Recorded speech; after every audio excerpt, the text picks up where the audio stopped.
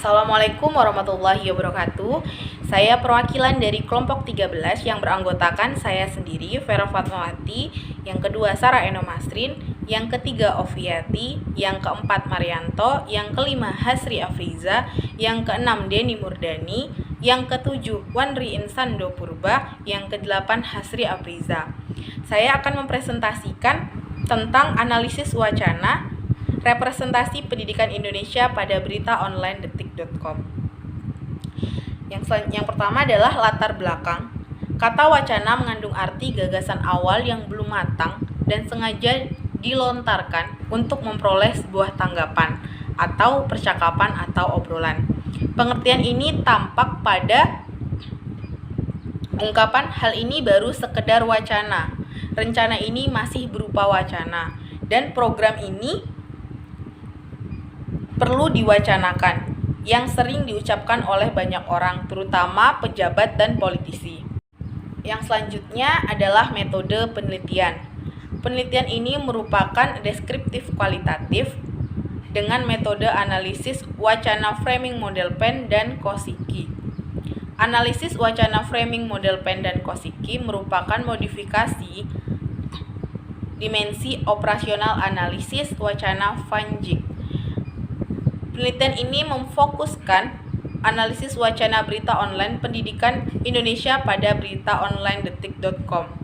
Kerangka konsep penelitian ini mengacu pada landasan teoretik dengan unit analisis kerangka framing Penn dan Kosicki sebagai berikut. Yang pertama adalah strukturnya, yaitu sintaksis, cara wartawan menyusun fakta. Yang kedua adalah skrip, cara wartawan mengisahkan fakta. Yang selanjutnya adalah tematik, cara wartawan menuliskan fakta. Dan terakhir adalah retoris, cara wartawan menekankan fakta.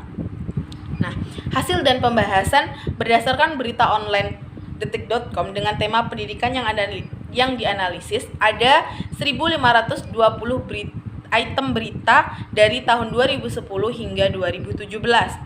Dari total itu sebanyak 2 item pendidikan Indonesia yang merupakan berita online detik.com dengan peringkat teratas dengan terindeks Google 2017. Judul berita yang pertama yaitu Mendikbud Cerita Penganggaran Pendidikan yang Tak Seimbang, edisi tanggal 20 Februari 2017.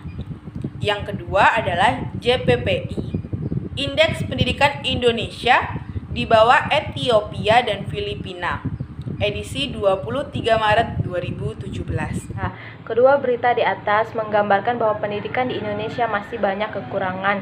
Berita online detik.com mencoba memaparkan kebenaran berita melalui sebuah pendekatan di dalam menyeleksi isu atau menulis berita di berbagai perspektif, khususnya perspektif di ahli bidang pendidikan.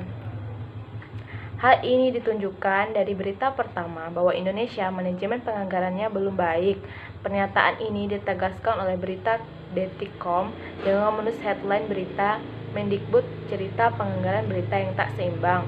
Melalui pernyataan Muhadjir Effendi bahwa 20% menurut undang-undang penganggaran habis untuk gaji dan tunjangan guru. Berita online detik.com secara kritis menyoroti prestasi pendidikan di Indonesia di kancah dunia perbandingan dengan negara lain. Jadi kesimpulannya, berdasarkan hasil pembahasan dapat disimpulkan bahwa media berita online detik.com cukup kritis terhadap pendidikan di Indonesia. Hal tersebut tercerminkan pada isi berita yang mampu mengarahkan pembacanya untuk terpengaruh pada perspektif media terhadap tema masalah berita yang diangkat. Dari contoh ketiga berita itu dapat disimpulkan bahwa berita online detik.com dalam menyikapi masalah pendidikan Indonesia cenderung banyak mengonsumsi perspektif dari sudut pandang ahli yang bersifat persuasif, sehingga mengiring opini pembaca untuk terpengaruh. Sekian, terima kasih.